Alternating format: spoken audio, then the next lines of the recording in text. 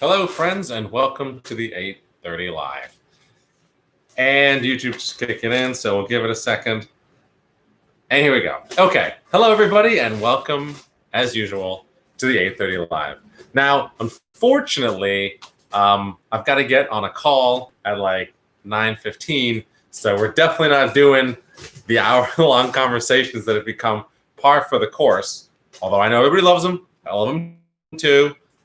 So I'm sorry about that, but we'll just go over some news things. We'll have a little bit of a chat, and then I'll have to bounce, unfortunately. But as everybody tunes in, as the word goes out that the show is live, I just thought I'd say first, if you're going outside to protest, be careful. The police, contrary to popular opinion, are actually quite smart. And apparently they were able to find a woman who is a suspect for an arson, lighting a police car on fire, through a photo which was taken of her by tracking her through the boutique Etsy shirt that she bought. So not that, not that arson isn't a serious crime, of course, and not that people should be going out to commit crimes, but on the off chance that you're going out to protest and you're worried that you might be targeted by law enforcement, just wear dark, solid colors. Not even dark, but just solid colors and very, very nondescript clothing, because they will track you. Oh, and cover up your tattoos.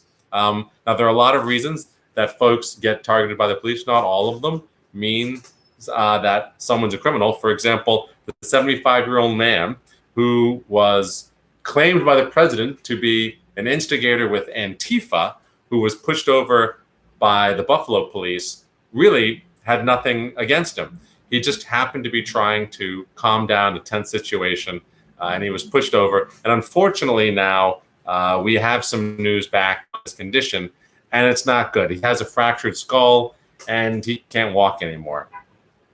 Well, that being said, let's get into some of these news components, because there's some big stuff to know about. And like I said, I've got to run. So first and foremost, for anybody who's got a rent-stabilized unit here in New York City, the Rent Guideline Stabilization Board came out with its annual guidance for landlords, which means that if you have a rent-stabilized unit, you can expect the following: a 0% increase on a one-year lease, so that's a rent freeze, and on a two-year lease, for the first year, a 0% increase, and for the second year, a 1% increase. So if you sign up for a two-year renewal, your first year will still have a 0% increase. And this is the first time they've ever cut it like that. Usually it's just a number for a 1 year, an increase for a one-year lease, and then a number for a two-year lease. But now because of the pandemic and everything that's going on, they decided to cut it.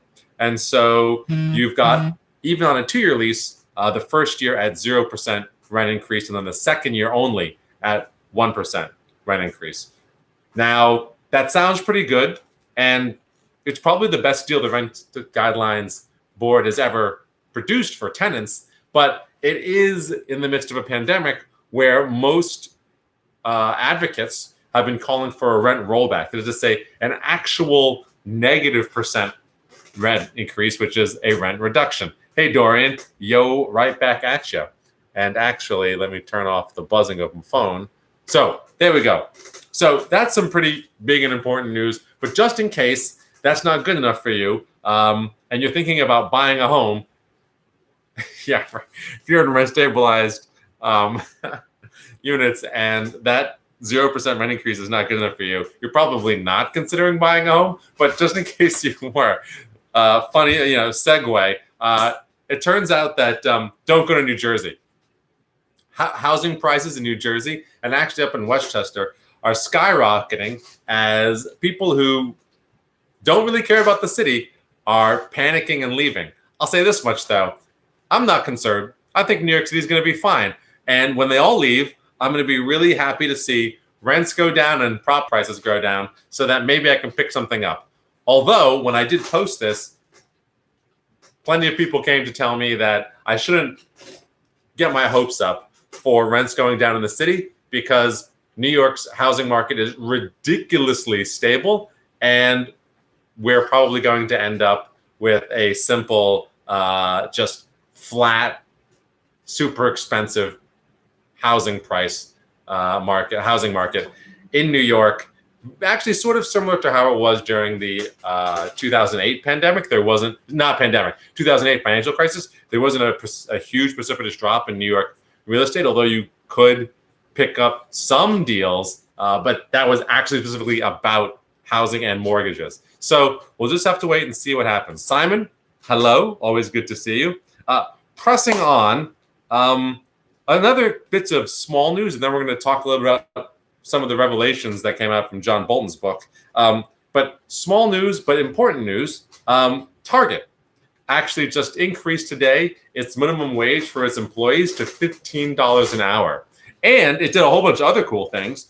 It's decided to issue a $200 bonus to all of its, quote, frontline workers and its hourly workers in the fulfillment centers. So that's always nice. And again, everybody is getting that $15, every hourly worker is getting that $2 bump to $15 an hour. And this is actually going to cover affect about 275,000 people. So that's quite good. And beyond this, Target has pledged to put $1 billion into healthcare for their workers and healthcare and wellness programs. This is independent from their health insurance program, but $1 billion into health and wellness, and I guess that includes mitigation efforts, COVID-19 mitigation efforts in their facilities, and they're offering free virtual doctors through 2020 for all of their workers, whether or not they bought into the health insurance program at Target. With that being said, free virtual doctors won't get you very far when you need an actual in-person doctor to administer a coronavirus test. But I guess it's nice. I'm not really sure what they're going to do with that, like how helpful that is for people, but it's certainly nice. Hey, Ellie, how's it going? Now, let's talk a little bit. Oh, you know what we should talk about now? Having just spoken about Target and money and what have you. Let's talk just for a second about what's now on the table for a second stimulus package, because I find this absolutely bonkers. So Trump came out and he basically said that he's considering another direct stimulus check. That would be something that a lot of folks have been asking for. But he's also considering, instead of a direct stimulus check, a $4,000 travel tax credit. That's right, a travel tax credit during the pandemic. So let's talk about the logic of each one of these two things. Another $1,200 check, for example, and it's unclear if we had another stimulus check. Hey, Lily, what's going on? All the way from Europe. Are you in Europe right now? Do comment and let us know. But that being said, just to get back to what we were saying, a second stimulus check would, of course, just be a direct check. Who knows how big it would be? The first one was obviously $1,200, and it was basically just, it was free cash, right? Now, you're in WIS? What is WIS? What is WHIS? Is that someplace in Canada? Well, I don't know. Lily, please tell us where you are. I don't know where WIS is. I know that you have been in Europe and that you are from Canada, and I'm pretty sure there's no place called WIS in the United States. But I could be wrong. It's a big country. All right. Getting back to Donald Trump's Whistler, Canada. Thank you for clarifying. Now, getting back to Donald Trump's new stimulus plan. For those who just jumped on because a bunch of people just joined, I guess it's that time of the day, Donald Trump is torn between a new stimulus check and a $4,000 travel tax credit. And we're just talking about the supposed logic behind this. Again, stimulus check, free money.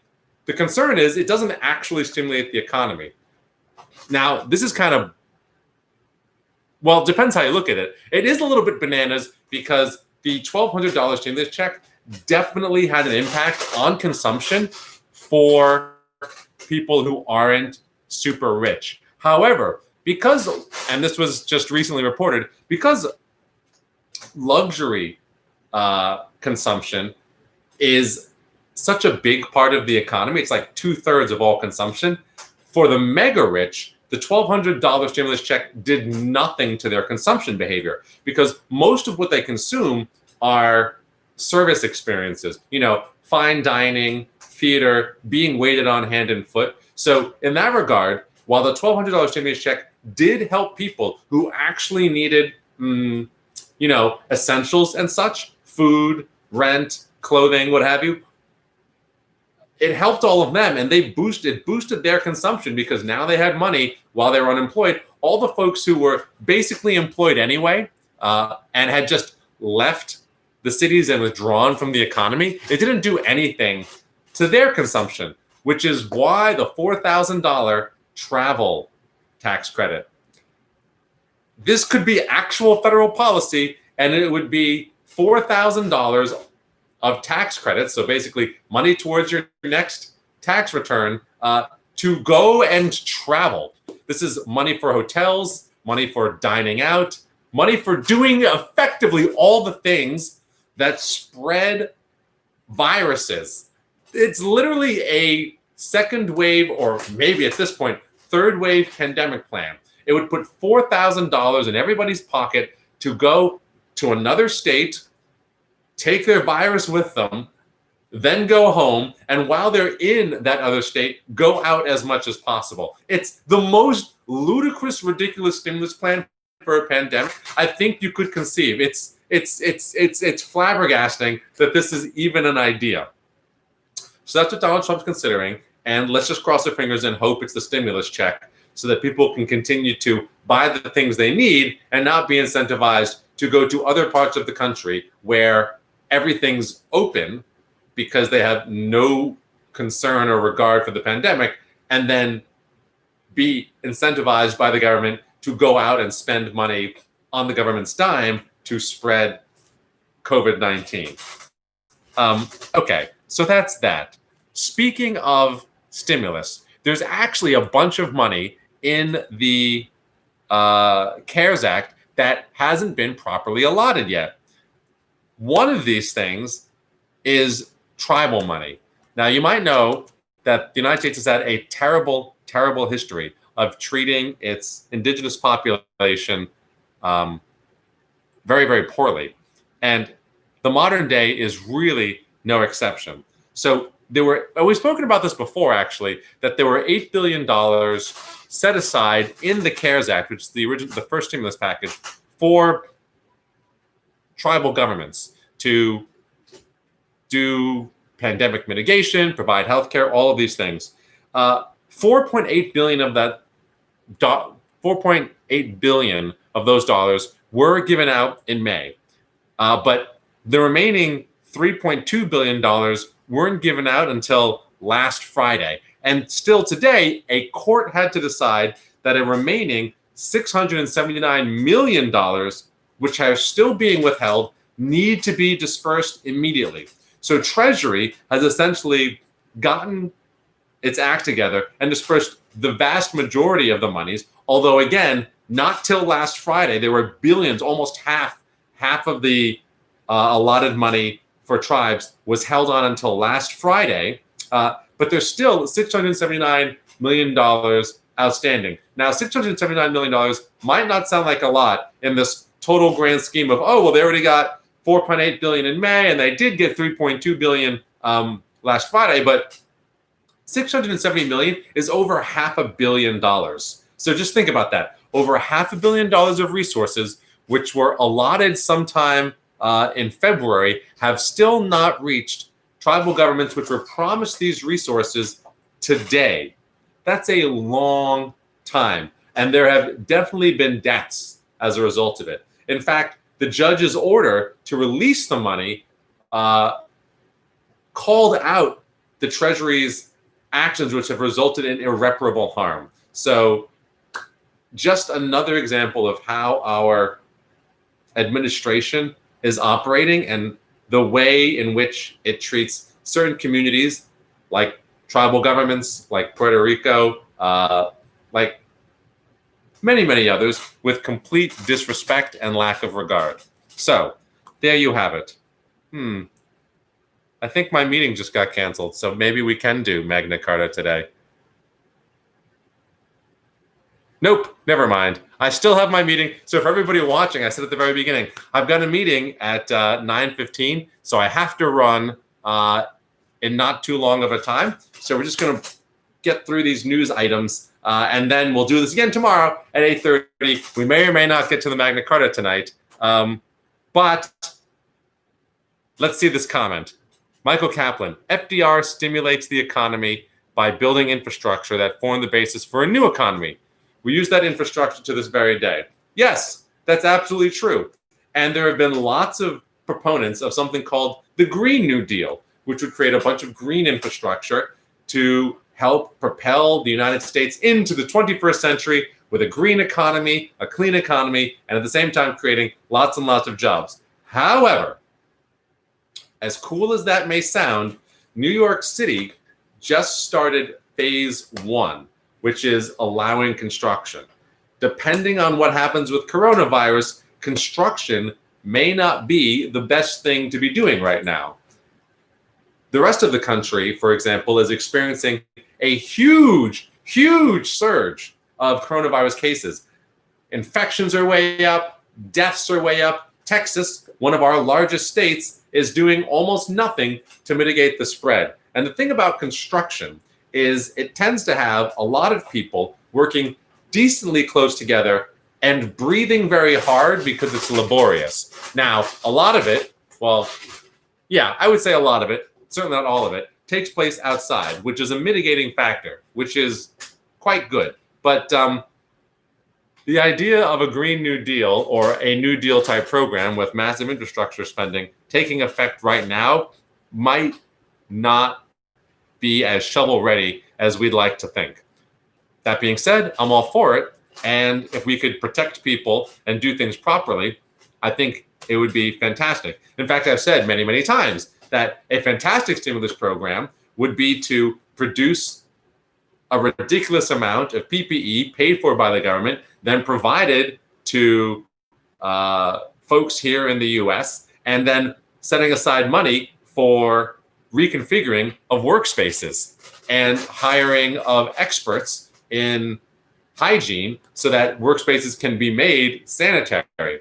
But whatever, that's just one man's opinion. Actually, I will say that about 2 days ago, Biden released his plan for dealing with the pandemic, and those ideas, shock of shocks, were actually in there. And so I was pretty pleasantly surprised. I am still, however, incredibly displeased that Congress has not taken any of those ideas and put money towards them, even though I feel like it's been very obvious for a long, long time that that's where the money should go. Instead, they choose to bail out corporations. They expanded the Paycheck Protection Program, which, again, was really just a sop to medium and large businesses, not a lot of that money to get into the hands of small businesses. So, what have you. Simon Sachs, would you consider a relief Magna Carta reader?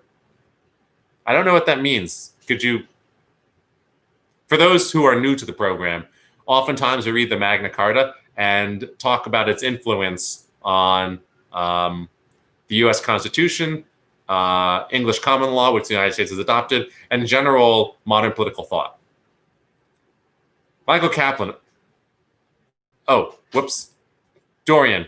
FDR also constructed all the ugly, massive housing projects that blight the NYC skyline, especially here in the Lower East Side.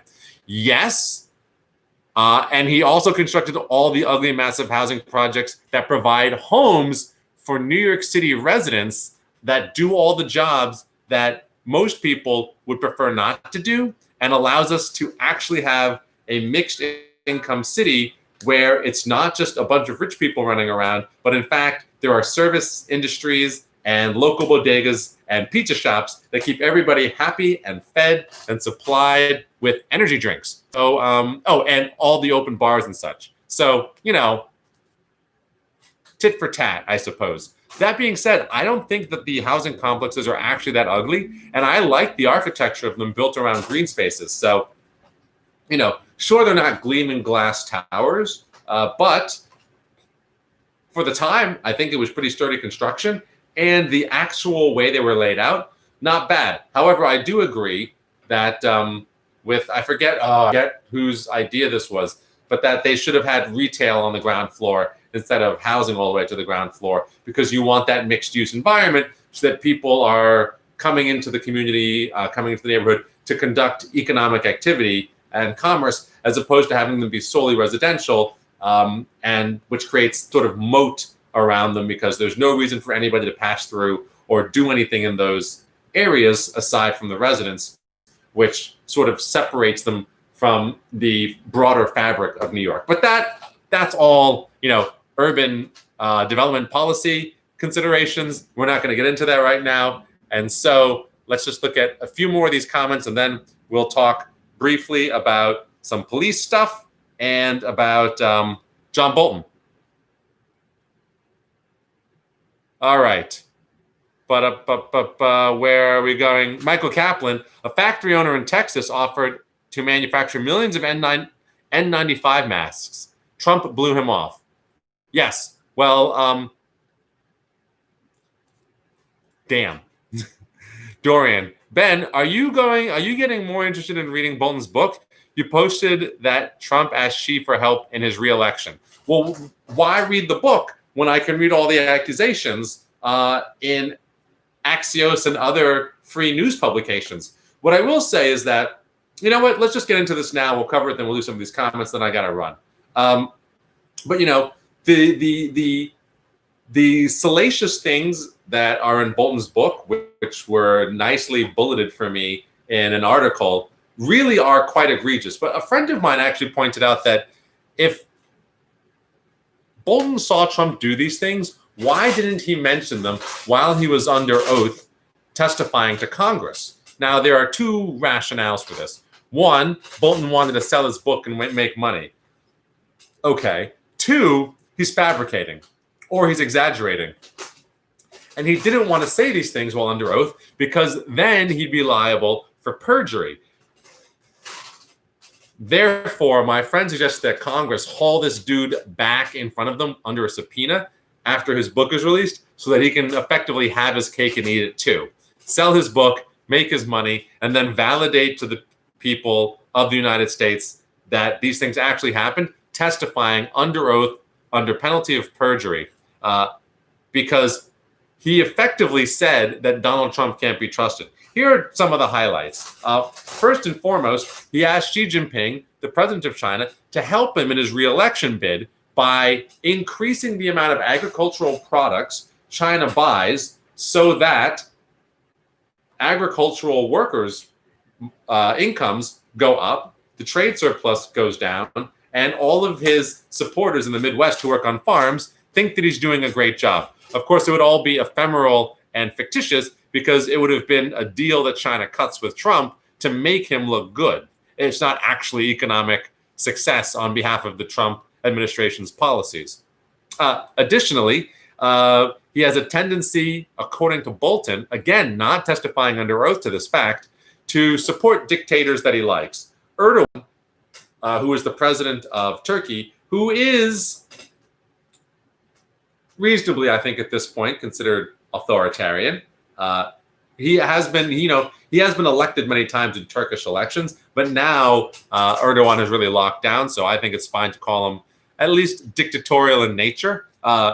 He apparently expressed to Erdogan that the Southern District Federal Court, Southern District of the federal courts would cease investigation into Halkbank Bank, which is a Turkish bank, which was under investigation, as soon as Donald Trump could get Obama's people out and his people in. That's pretty big. Now, actually, I haven't looked up whether or not that's the case.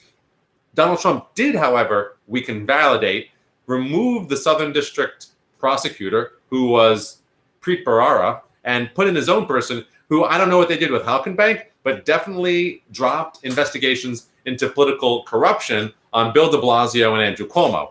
Those two dudes got off so luckily because Donald Trump became president.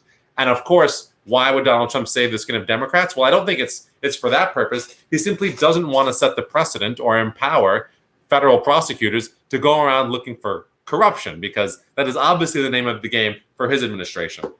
And I feel like that's That's pretty solid. We can say that, right? We can say that with some confidence. We also have potential exchange between Xi Jinping and Donald Trump, in which Xi expressed that he would really like Trump to stick around for 6 years, and to which Donald Trump responded, a lot of people are talking about 3 terms, and that amendment to the Constitution should be repealed for me. To which Xi responded, yeah, the United States has too many elections. It would be great if you could just stick around. To which Donald Trump nodded in vigorous assent. Now, do these things sound terrible? Yes. Are they in fact terrible? Well, not policy-wise necessarily, although this whole thing about cutting deals with Xi Jinping and Erdogan to get them off the hook, that's pretty bad. But I would definitely say that the big one is about requesting China's aid in a re-election. If that's true, soliciting a foreign power's help to manipulate domestic electoral outcomes in the United States is definitely a crime. This was really what the Ukraine situation was about, and that ultimately failed. And Bolton has said in his book that if the Democrats had not been so focused on Ukraine and had actually taken their time to do a proper investigation and pull out all the facts, then they would have had potentially a different outcome on the impeachment hearing. This is easy for John Bolton to say, who refused to mention or talk about any of these things while he was subpoenaed and under oath and asked to reveal for the nation what he knew. So maybe we'll see another impeachment hearing. Probably not, though, given that we're so close to the election. I imagine a lot of this stuff will be weaponized, however. But I do think, regardless of what happens, whether we see a second impeachment or not, it behooves Congress to ask Bolton to come before them and testify under oath as to whether these things are true. Because if they're going to be used as an argument against Donald Trump in the election, the last thing you want is for them to be cast aside as mere gossip, or even worse, fabrications used to increase the prestige and income of one of Trump's disgruntled advisors, because they definitely went out on a bad foot. And Bolton has definitely withheld all of this information, in theory, for the purpose of selling his book, which was actually put forward as a potential reason he did not bring this stuff up while he was testifying. While he was testifying and holding his tongue, he released the fact that he was going to be publishing a book. And so it's not very difficult, or it's not a jump of logic, really, to say that he kept his mouth shut so that he could make more money. And that's just not a great place from which to launch political attacks. Simon Sachs, if you cannot read one tonight, designate another reader. For the Magna Carta. I don't know how I would do that, because I'm in control of the live, and I kind of need my phone for this meeting. Dorian Key, housing projects are a total failure. No major Western city is constructing them anymore. Maybe that's not a failure of housing projects. Maybe that's a failure of government. These giant projects demolished beautiful Art Nouveau brownstones from the 1890s. It's a disgrace. I ask you, Dorian, what would you do about upzoning generally? We need more units here in New York City. And if you don't want anything that is considered old and beautiful destroyed, how are we supposed to build new things in New York? Which is not to say that I'm a proponent of upzoning all over the place all the time, but these are considerations that have to be made. And if we're going to build densely on Manhattan, we're going to have to get rid of smaller scale housing. Dorian goes on, though on a different topic. Do you think Xi is more authoritarian than Putin? Who is worse, more dangerous to the free world? Xi Jinping, that's a good question. I think maybe they're equally authoritarian, and Xi Jinping, I think, is more dangerous to the free world ultimately because China is ultimately more dangerous to the free world. Putin is really crafty, really bright guy, really don't like him. But at least he's at the head of a state which is not lined up for superpower status anytime soon. They happen to have nukes. They happen to have oil, and Putin has been very judicious and intelligent in the way he's deployed his limited resources, but his resources are still limited, and they're not growing at a breakneck clip. China has ever increasing resources, and as a result, the larger threat as a whole is China, and Xi Jinping being more authoritarian than even previous leaders of China is the bigger threat. Because, and we went really at length about the dynamics in the great power rivalry of the United States and China last night, and folks who want to go into that can check it out. Just skip towards like the latter third rather of the conversation from last night. But the biggest soft power problem here is that China actually is a model that people want to follow because they view it as successful. The biggest thing the United States has had going for it, no, not the United States. The biggest thing that liberal democracy has had going for it for the last 200 years is that with the United States at the helm, it has looked as if liberal democracy is the best, fastest way to get very, very rich, very fast, and have a happy, contented populace, and also win all your wars.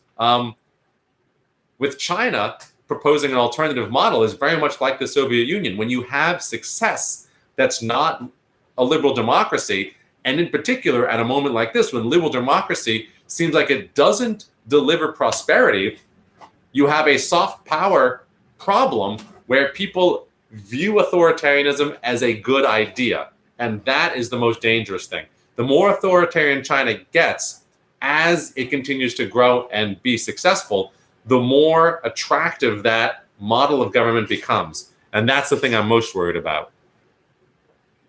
Lily, this reminds me of being in MYD meetings with you. Hashtag nostalgia. Lily and I were in Manhattan Democrats all the way back when in, 2009, right after Barack Obama was elected.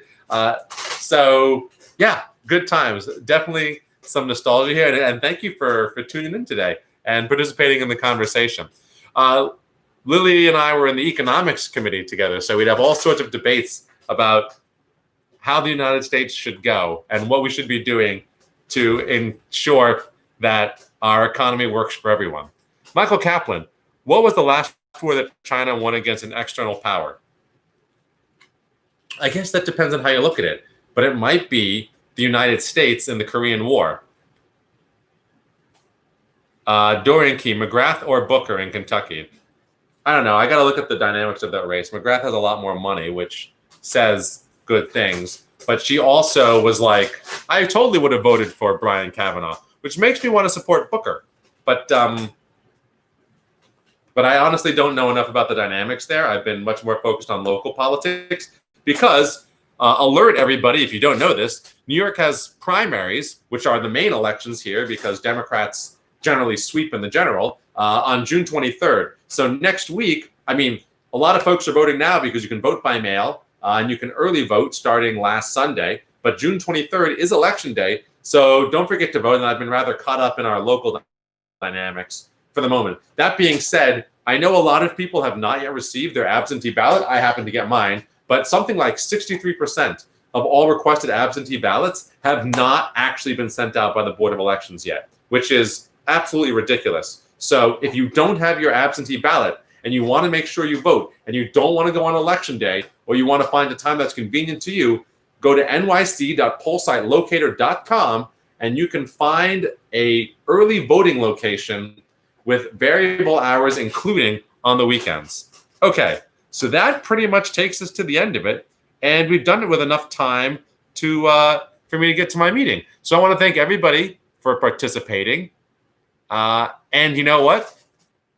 We've got 10 minutes. Why don't I hit one section of the Magna Carta for everybody who's playing along at home? Yesterday, we learned about what happens when somebody dies without a will in ancient England. Well, today we're going to learn about whatever 28 is. Section 28. No constable or other royal official shall take corn or other movable goods from any man without immediate payment, unless the seller voluntarily offers postponement of this. Oh my God. This is gigantic. I'm going to read this again because we've talked a lot about this. Not this passage, but this idea. So I'm going to read it again because this is big. No constable or other royal official shall take corn or other movable goods from any man without immediate payment, unless the seller voluntarily offers postponement of this. This is effectively the guarantee of private property rights. And we've had, we spoke about the importance of this in the development of England, the development of capitalism, and the development of industrialization. A few times, we had a whole hour-long conversation, I think, about this maybe 2 weeks ago. But the limiting of capricious sovereignty is absolutely critical to stable investment. And without stable investment, you cannot have innovation and growth that is reliable and that is long-term.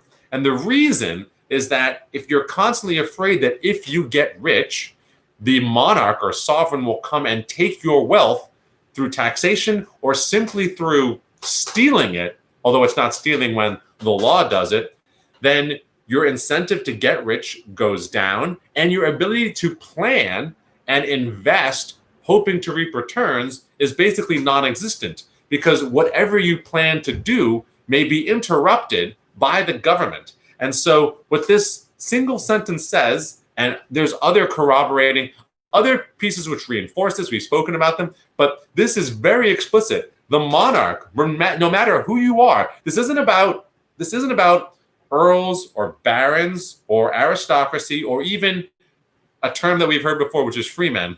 This guarantees that every man, now, of course, that's limited in its extent, but it is 1215, that every man is entitled to all of their goods and all of their belongings, and that no agent of the crown can simply come and take your stuff, which I want to be very clear, implies that before this, an agent of the crown could just come and be like, I want your corn. I want your movable goods. Like, I want your property. I want your property and you have to give it to me. This was a huge component of the Constitution, so much so that the original version of the Declaration of Independence said that all people are guaranteed, we're endowed by their creators by certain inalienable rights, among them life, liberty, and property. It was Thomas Jefferson who came along and changed property, which was very materialistic, to pursuit of happiness. But that was meant to embody the idea of private property, and that is property that is distinctly that of the individuals and does not belong to the government, and to which the government has no claim unless they compensate you for it. Now, there are some weird aspects of law that would say that everything we own and have is actually the property of the government, and that they have the right to take it as long as they compensate us for it, and this is eminent domain. But still, that beats them being able to take whatever they want, claiming that it by right belongs to the sovereign and that no compensation is due. All right. Let's see what time it is. 9:11. I'll take these comments and then I'm going to have to go. And thanks everybody for understanding. Julianne, I don't know a lot about the KY race, but I think McGrath is better. She could have just been saying that Kavanaugh thing because she's in a conservative place. Yeah, that might be it. But she said she would have voted to confirm Kavanaugh. Julianne said there were two other comments. They were all about how they wanted to hear the Magna Carta, which I'm glad we did because, hey, big part. Julianne, DSA people seem to support her opponent, which makes me skeptical of him. Probably because he's like more progressive. We need people who can win a general election in conservative areas, and DSA people don't always seem to realize that. Yeah, I understand what you're saying, but I just feel like Supreme Court nominees are a pretty big thing. Like, That's like for example, Donald Trump got elected and continues to wield the conservative evangelical vote almost exclusively because he's good on the question of putting people in the Supreme Court. The Supreme Court should be probably one of our deal breakers. Julian goes on, if you are at this comment, please get off and go to your meeting. Yeah. Jefferson was stealing from Locke's philosophy. True, which again, I can't remember if Locke was before or after the Magna Carta, but this is a moment of political, philosophical revolution, which says that the power of the state should be constrained, which I think today we're all grateful for. Yeah. We could talk about the slide we're making into those who want, and 15 is a really, really long time ago. Well, not arguing. DSA, Democratic Socialists of America. Lowell, Locke is 500 years after the Magna Carta. Okay, thank you. Thank you, Dorian. And so these are the underpinnings of those philosophies that say that the monarch should be constrained, the state should not have unbridled authority over all property and all people, and that really we want representation in the activities of government, and it should not just be vested in a single person. Again, these are ideas that had been tried from time to time, not just in Europe, but around the world. There have been lots of communal based societies, lots of indigenous populations have those. But in terms of fairly recent, large, complex societies, a lot of them went towards authoritarian rule, empires, monarchs, and the like. So this was a nice reemergence and reestablishment of some other principles, and it culminates in the United States a couple of hundred years later. How many hundred years? 500 years later. Okay, and with that, I am taken off. Oh, one more comment. I know justices are important, but I don't think she was serious about Kavanaugh. Why don't you think that? Like, her comment was very clear that she would have voted for Kavanaugh. Anyway, whatever. I mean, I'll vote for anybody who can defeat Mitch McConnell for a number of reasons. Or I would support anybody who can defeat Mitch McConnell for a number of reasons. And as much as I'd like for that to be a deal breaker for me, it just can't be, because Mitch McConnell winning is the deal breaker. We're not there yet, I guess. Anyway, it is now 9:15, and I'll see you all tomorrow at 8:30. Oh. All these people want to be in my email list? Oh, thanks, Nina. You can tell them to go to benjaminyee.com, and there's a form there. And they just pop in their email, and they get added to my email list. So benjaminyee.com. And thank you very much for checking in, Nina. I am very grateful for that, and would love to have all those folks on my email list, because I like to think I put out valuable information. I imagine this has to do with the email I just sent out, which people really enjoyed. So with that being said, I'll also text that to you, Nina, and I got to run to my meeting. I'll see you all tomorrow at 8:30.